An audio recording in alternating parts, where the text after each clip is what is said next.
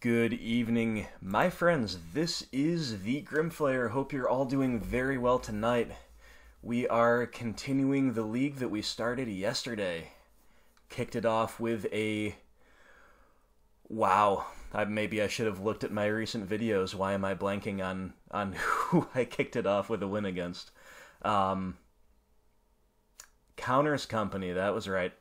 Kicked it off with a really fun win against Counters Company.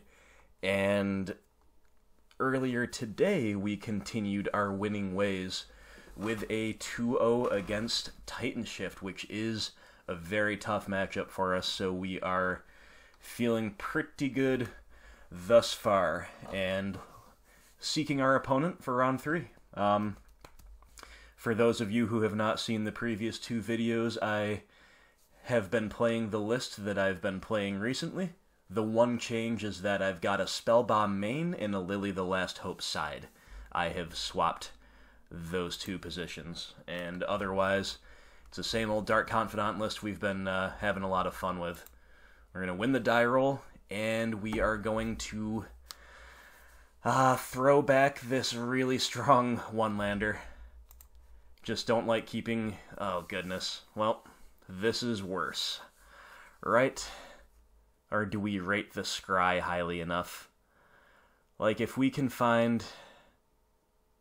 I mean, this hand's got a lot of power, right? It's got a lot of power. If we can find a preferably multicolored source in the top 2 cards, this hand's so good in a blind game 1, it's got a little bit of everything. I think I should keep this, even though this Field of Ruin is very, very bad as our one and only land, but I'm not going to beat most decks on a multi-5, especially when I don't know what I'm mulling for, and especially when it's game 1. So we might just be kind of throwing away our game 1 here, but I think I should keep this. I'm going to do it. Certainly bottom you. Well, I'm going to look a little silly, but again, the alternative is a multi-5 when we don't know what we're up against. I truly think our odds are very low, and it's against Burn. Alright, Goblin Guide, show us a land. Show us a land, buddy. It's a fatal push. Oh no, this is... this is so painful. We've got double brutality in hand and it's Burn, and we just can't cast anything. Well, the prediction of looking foolish is certainly panning out, but it's not over yet. If this guide can just find us a land here, we can leverage these brutalities to extremely good effect.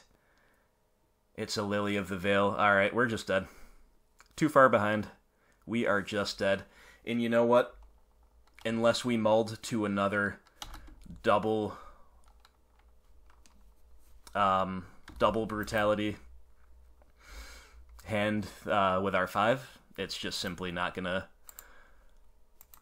cut it. I don't know what I hit there, but let's just keep auto-yielding. Yeah, so we're just throwing away the game 1, but you know, if there's a deck we're supposed to throw away the game 1 against anyway, I guess it is Burn over at least many other decks in the format. Now, our opponent might be considering, are they even considering not attacking with this Goblin Guide? How funny would that be? Well, we will see. Grim Lavamancer.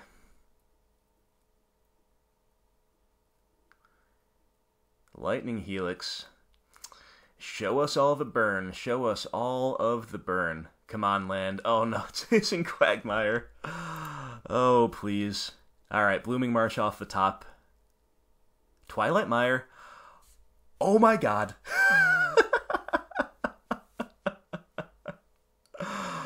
The utility lands are coming back to bite us in such a ridiculous manner.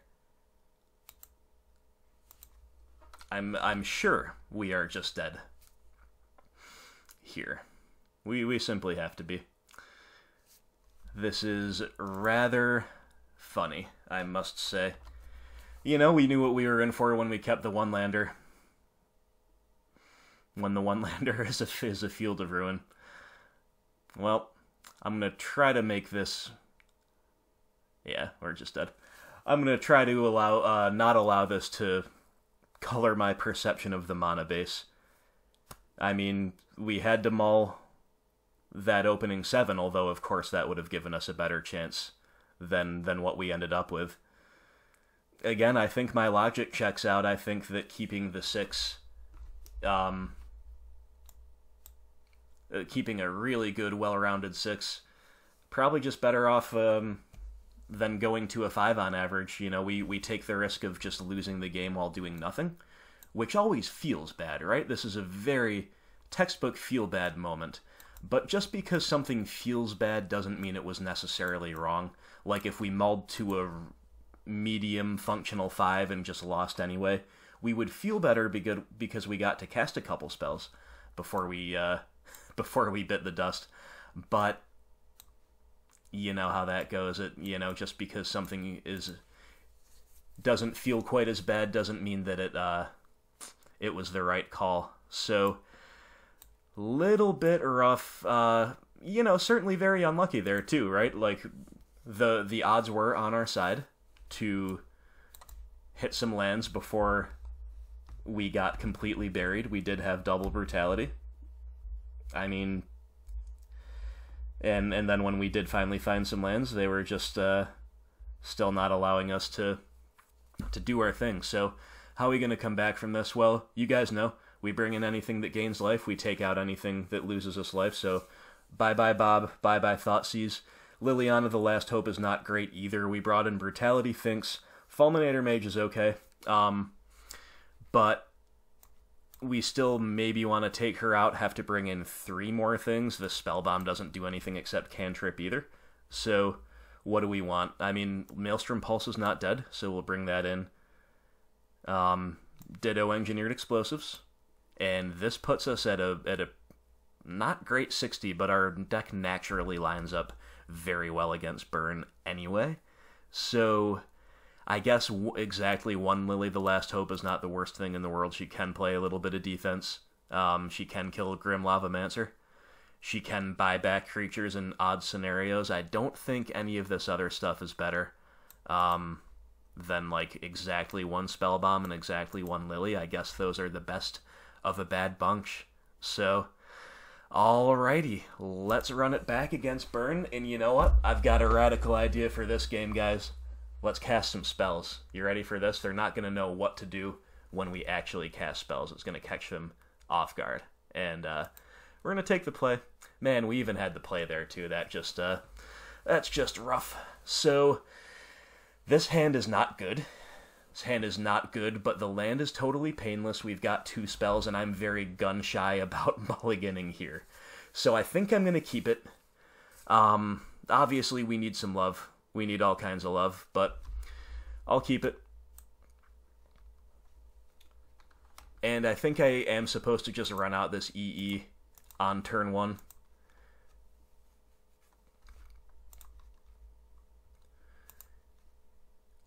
Against some other decks that play a high density of 1-drop, slow rolling the EE is more of an option, but against burn, the more you slow roll it, the more damage you take. I do not think it's correct. I think we're just supposed to play this, and if they run something out into it, we're fine using it as a 1-for-1. Okay, so I don't think we play the Treetop Village out yet. Obviously, we want to be able to hold up the EE and hold up Abrupt Decay, but more than that, we don't want to activate the Treetop in a matchup like this until we are reasonably sure that they don't have Searing Blaze in hand, and the longer the game goes on, the more likely it is that either, that they don't have a landfall trigger for Searing Blaze, even if they have one in hand. Alright. Well, no permanence, I guess, is fine with me. Lily of the Veil's a good one. Lily of the Veil is a good one.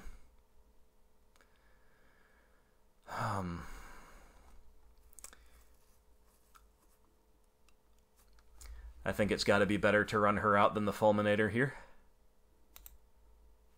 Although there is an argument for the Fulminator, right?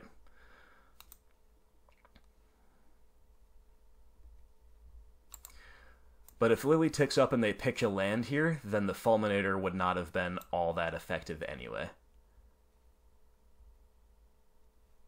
I'm going to pitch my Swamp. Alright, Lily is a good draw. Might be giving us a little bit of hope here.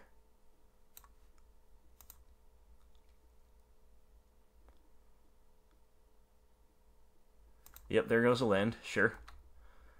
So Lily and Fulminator have the potential to, between them, make Fulminator's land destruction at least somewhat relevant, but I don't expect that to be a major role player. And against Burn, it often isn't, right? It's just kind of, again, best of a bad bunch.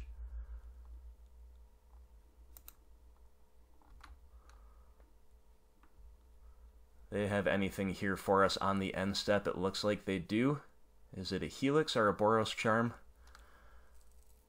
Helix, okay. So they're not going to cleanly 1-for-1 our Lily. The closest approximation of that they can probably manage is to deploy a haste creature and attack her. And that is fine. So basically we're going to be able to deal with the Swift Spear without taking any damage directly from her. Assassin's Trophy is not great, but it's not bad either. It's something. It's action. I don't like playing Fulminator here because they're going to be able to easily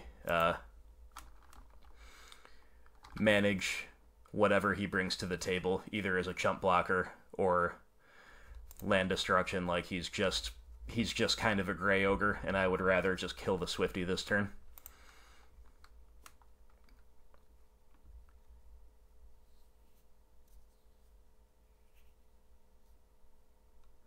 Alright, they've got a lot of lands.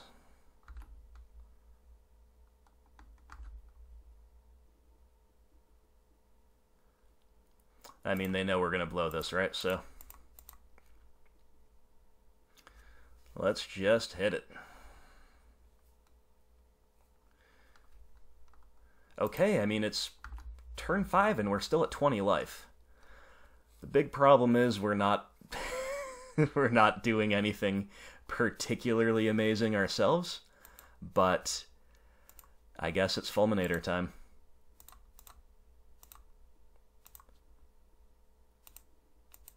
Alright, can you beat a Gray Ogre?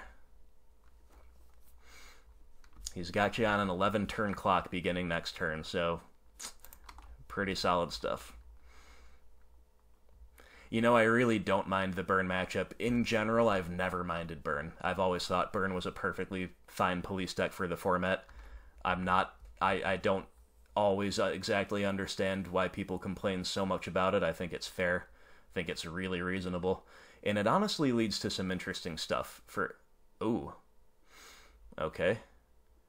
Oh, this doesn't... The way this is templated, I believe they still get the trigger no matter what. Or they still do the damage to me no matter what. That's fine.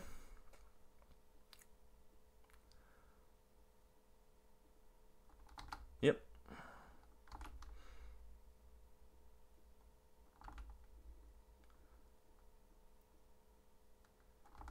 You got it.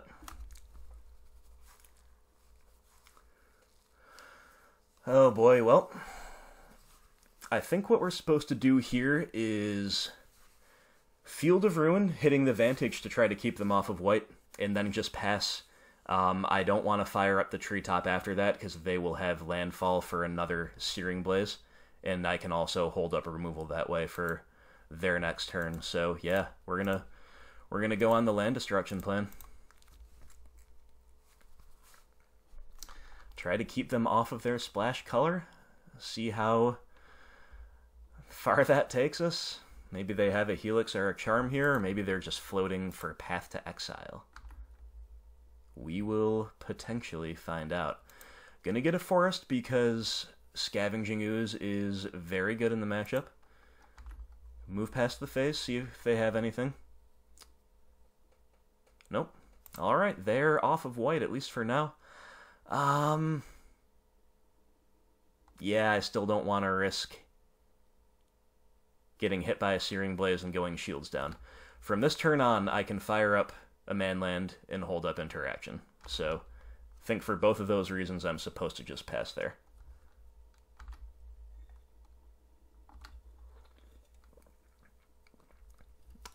I mean, we can't stop drawing lands, though, so that's pretty bad. That's pretty bad. But, let's send in the ape. Start the clock, or maybe eat a burn spell. Either one's fine.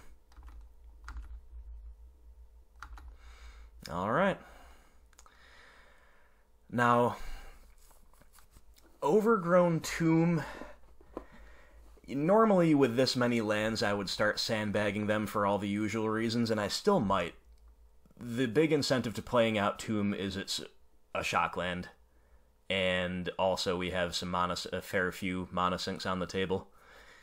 Yeah, this is a tough decision, actually. It's a minor decision, but it's a tough one.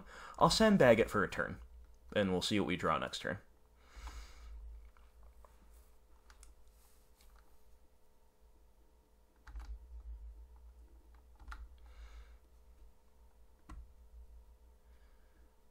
Alright, deck, we've got so many good draws. Fatal Push is not bad, but not really good either. Alright.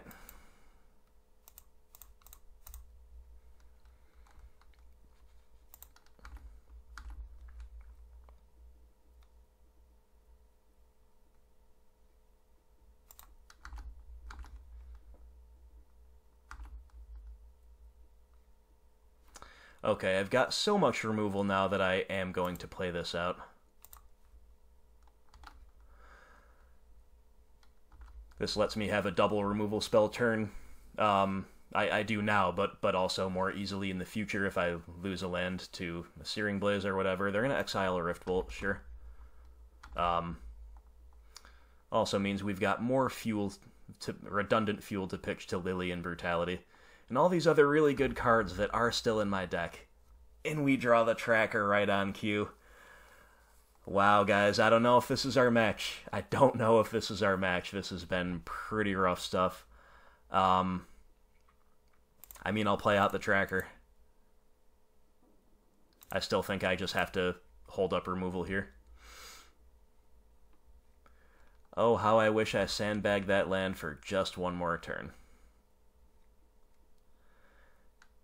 You know, and if you want to Riftbolt my tracker, please do. Doubt it, but you never know. No such luck.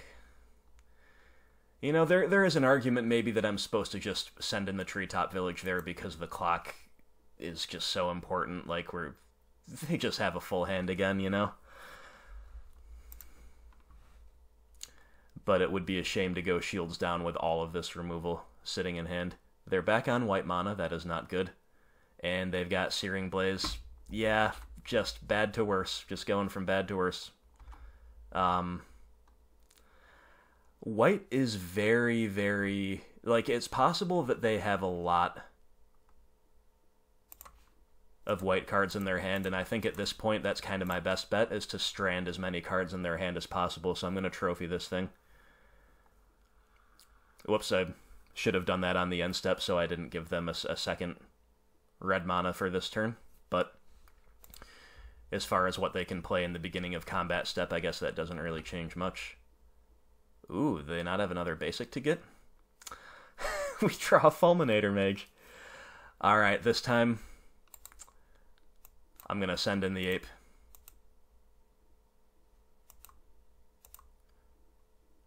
And cast my spell. Gotta clock him. Still holding up Fatal Push.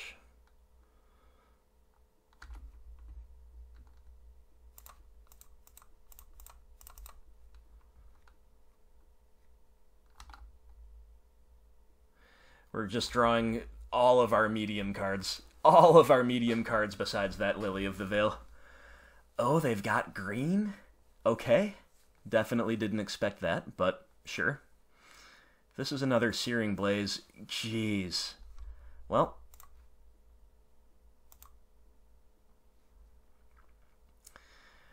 We're just getting outdrawn, folks. Just getting outdrawn.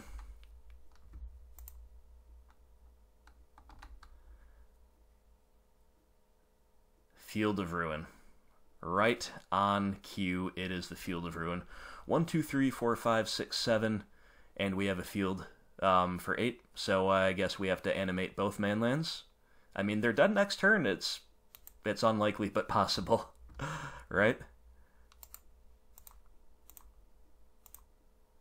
Hold up Fatal Push this way as well.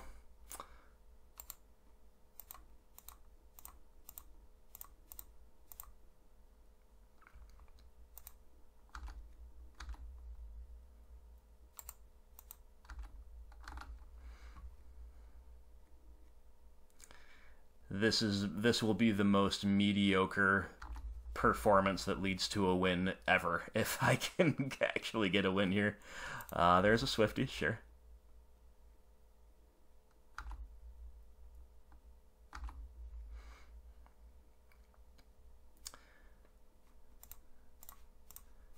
Just pushing you.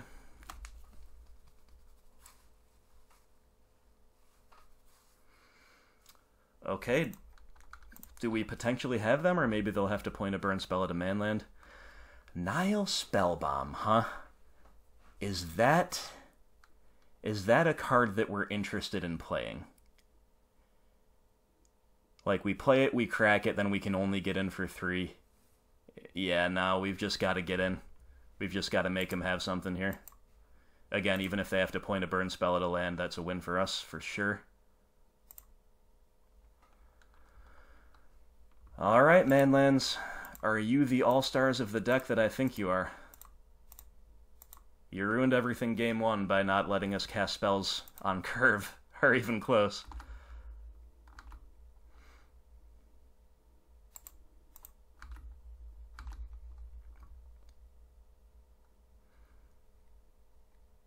Alright, Bolting the Village. So, I guess they have white cards or green cards left in hand?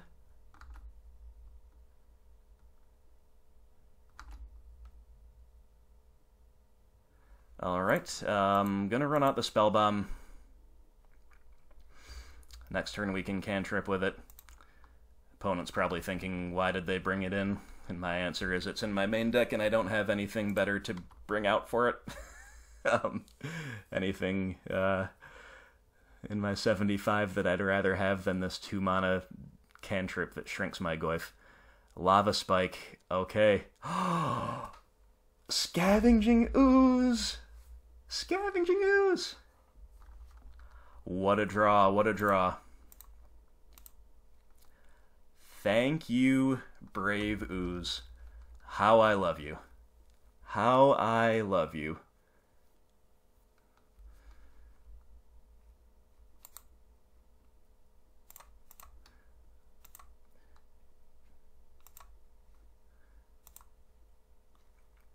Start gobbling everything up.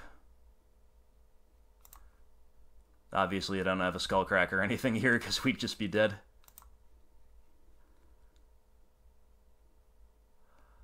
Alright. I think I'm supposed to literally just eat everything right now. Let's keep going.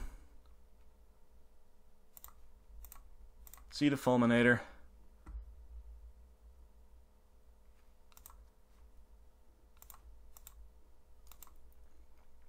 The only question is, do we want to hold up this? Do we want to potentially cantrip with this? No, let's just eat now. We can cantrip next turn. Eat while we know the eating is good. Yep. Alright. What a ridiculous game. But it looks like we're going to get there.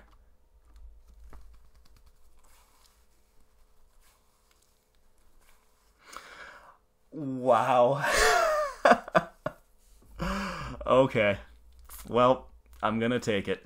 But we had just so many mediocre cards, but you know what? I kind of badmouthed this Fulminator at the beginning and said, well, the land destruction element of him doesn't look like it will matter. But I think it did. I'm pretty sure they had just white and or green cards stranded in hand. There's not really any other explanation for for them just leaving us at 2 life, not playing anything out to the board, and having 2-3 cards in hand for the last couple turns. So, yeah, the 60 still looks solid. Solid enough for me. Now, hopefully, so, game 1, we literally cast no spells and died. That wasn't very good. Game 2, we cast a bunch of really mediocre spells and then barely won. That was fine. Here in Game 3, I hope to cast some good spells and win comprehensively. And I think this is a hand I have to keep. This Treetop Village is making turn 2 Brutality potentially awkward, but we've got at least 2 hits at it, maybe more if they lead on a Goblin Guide. This is a definite keep. Turn 1 Inquisition is going to be great. We've got Tarmogoyf, we've got removal. Alright, Swifty. Sure.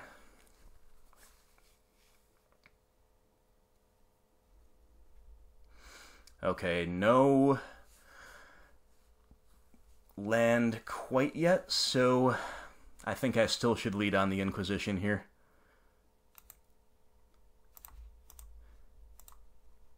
It's our highest upside play. We can take the key component of their hand, and it's of course a really high upside next turn if we do find an untapped land. So, Lightning Bolt, Rift Bolt, Lava Spike, Searing Blaze.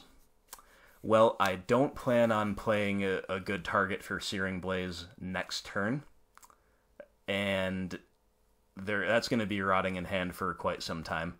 I can snipe it with the Collective Brutality at my leisure, so I have to take one of the other things. And I suppose Lightning Bolt is just basically the best of the 3, so seems fine to me. It's a good hand, though. It's a good hand. It's a creature, 4 burn spells, and 2 lands. That's kind of ideal for them.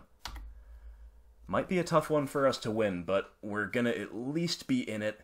A Blooming Marsh next turn, that would be the best draw. Blooming Marsh off the top. They're probably going to double spell us here. That would leave them tapped out so they cannot prowess the Swifty in response to our fully escalated brutality. So, come on top of the deck. Show us some love.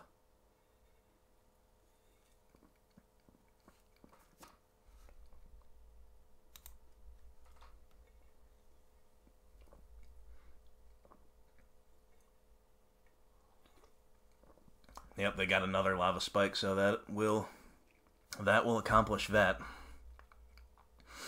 It's definitely really nice for them. Kind of just expected them to suspend a Rift Bolt there, which of course I bet they would have if they could have, or if they didn't draw that spike rather, but that is a good card. But we can't play it yet. More than ever we need to draw Blooming Marsh off the top next turn. Okay.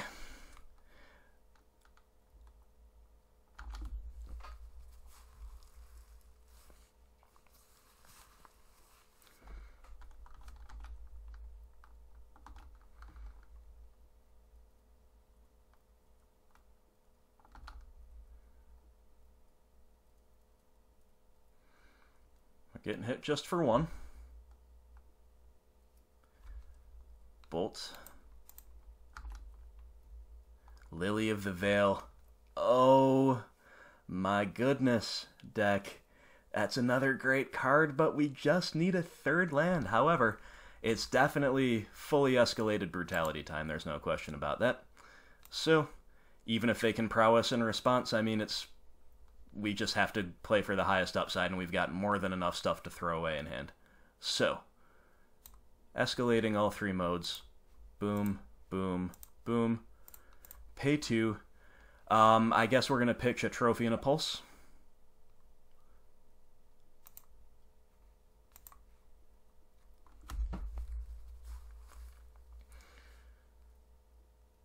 Truly hope they don't have a way to grow her in response, and they don't. They have another Searing Blaze. This is so good. That was a crucial part of the match. Now, we are still very much not out of the woods. We need that third land. We need it this turn, probably. We need it to be untapped and painless, if at all possible. But the fact that we got rid of their Swift Spear during the course of a full escalated brutality, well, that was just pretty nice. Relic of Progenitus. Oh boy, oh boy, oh boy. It is another Tarmogoyf. Well, I'm going to play out... Am I going to play out the Goyf? This is insane. No third land for 4 straight draw steps. Am I crazy to want to just pass here? Because what's going to happen... Like, so they're going to get 2 chances to hit a land. Next turn, if they crack the Relic to shrink my Goyf, then they have 2 chances to hit a land with their draw step and with their Relic cantrip, and then they can Searing Blaze the Goyf, and that's just so bad for us. I think I'm just going to pass. Even other non-land draws next turn, like, you know, an Inquisition or something, I can at least deal with the Searing Blaze before I deploy the Goyf. They're taking away their own creatures. That's a heads-up play.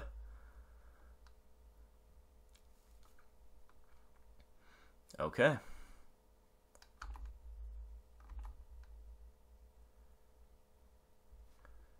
Yeah, I'm gonna get rid of this Relic.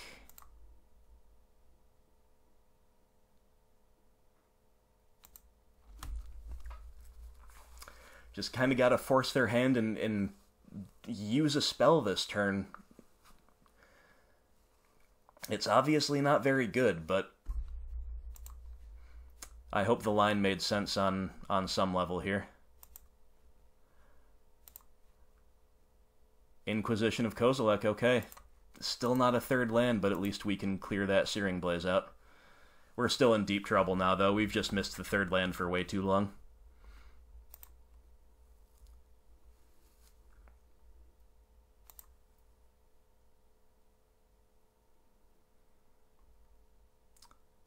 They got a Boros Charm or a Helix. Yeah, that is bad. But here goes their Searing Blaze. They are empty-handed.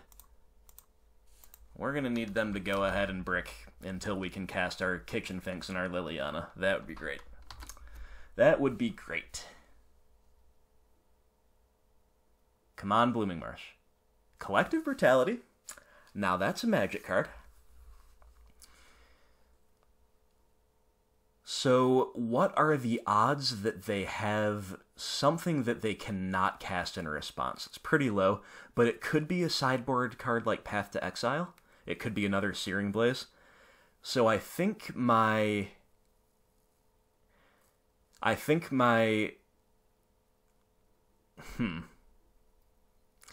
I have to Brutality here, so I'm not just dead to Burn Spell, Burn Spell. You know, Burn Spell now, then Burn Spell off the top. And I think I have to go for the highest upside, so I will escalate this.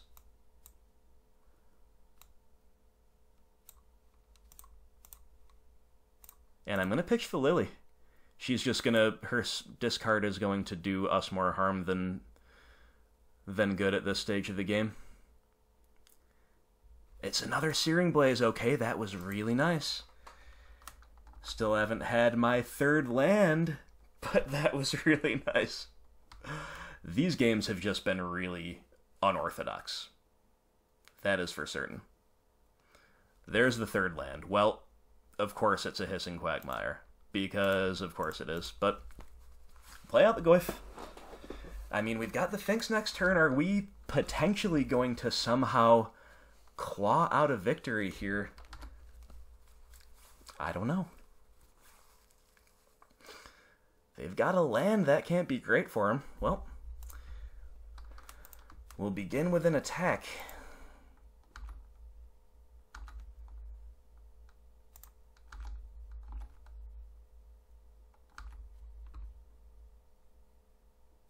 Alright, please no Skullcrack.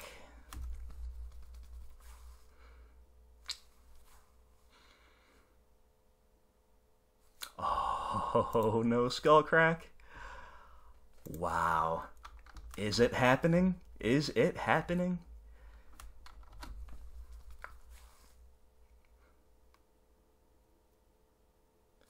We have lethal on board with the Treetop Village. Rift Bolt.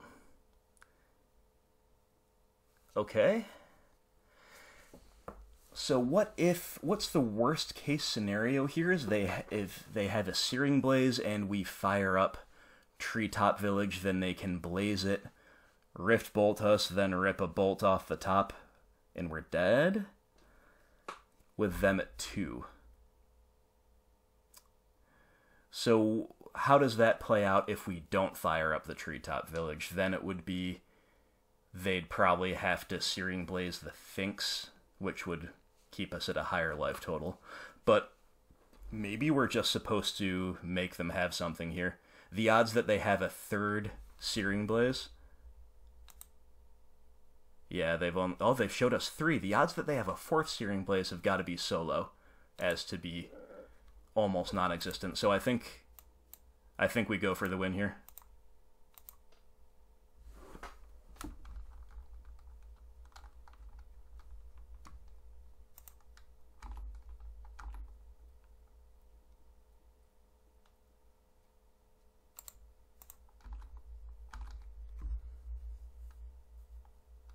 Uh-oh.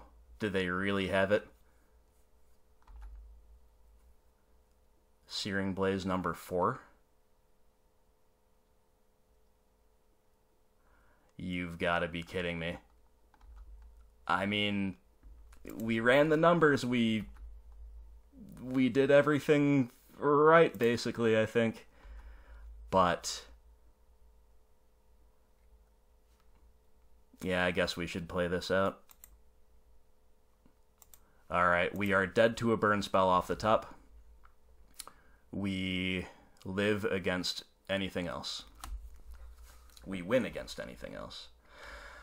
Whew. Moment of truth.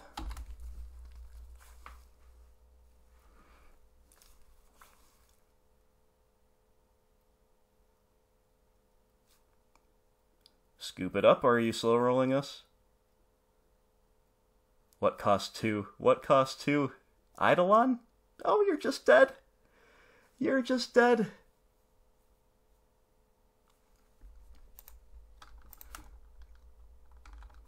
Moving to attacks.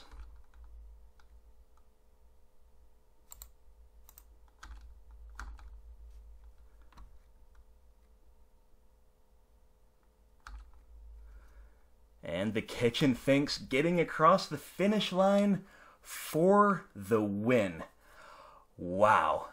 Wow. I hope you guys enjoyed that match as much as I did, because that was completely crazy.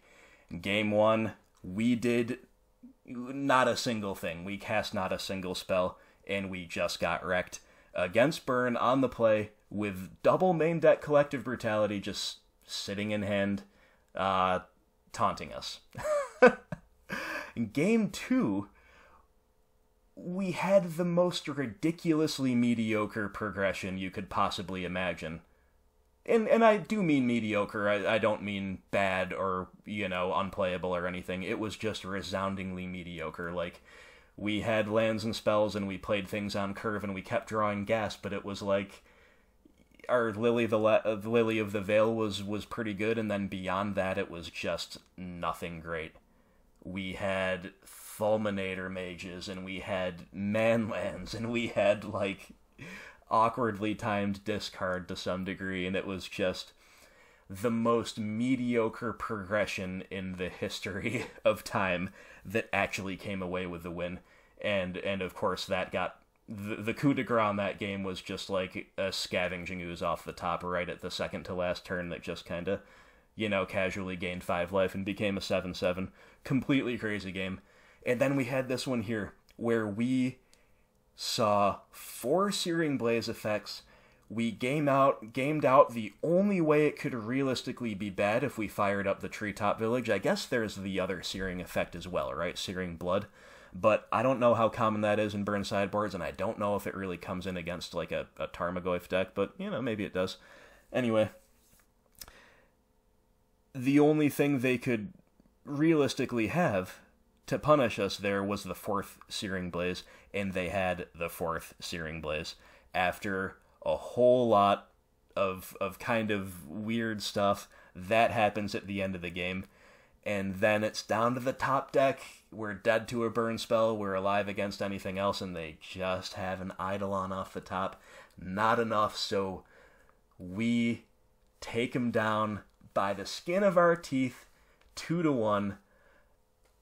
Yeah, that was just a really unorthodox match. All 3 matches were a little bit unorthodox. We did see, I believe, 2 Collective Brutalities and a Kitchen Finks here. So we finally saw our good cards, and we were able to cast them. That is key. Casting your spells is key. So I said after game 1 that I will not let that you know, experience of totally falling on my face color my perception of the mana base. And I'm trying not to, but man, that was a feel bad moment. It really was. But look at what other good our mana base did. Like in game 2, it is almost a guaranteed fact that they had some splash cards, whether they be white or green, stuck in hand. Fulminator Mage is a big reason for that, but a Field of Ruin also played a role there.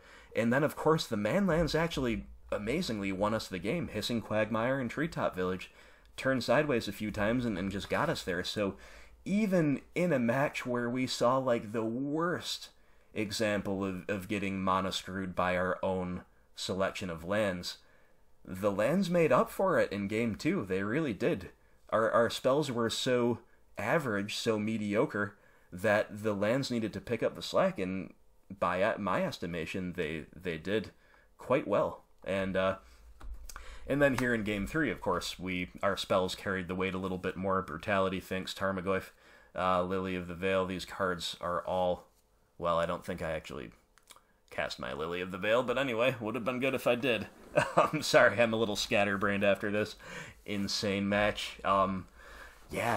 Yeah, that was a really cool one, and we advanced to 3-0 in this league, and we've had some wild ones so far. We've had some really wild ones, and I'm glad I decided to record all of these. So far, so good. So anyway, guys, I'll leave it there. As always, I truly appreciate everybody tuning in. I appreciate your feedback and your support. If you would like to consider supporting this channel financially, visit my Patreon page. Link will be in the description below. And if you would like to consider supporting my channel in other ways, if you have not subscribed, that is the best thing you can do, is subscribing to the channel. That would mean a lot to me as well. So anyway, I hope you'll consider doing that, and I hope you will stay tuned to the channel for the remainder of this league. Potentially getting both games in tomorrow. We will have to see how the day goes, of course, but that's a real option. And more gameplay content beyond that to follow. So thanks again for tuning in. Take it easy, and I will see you for the next video. Have a great night.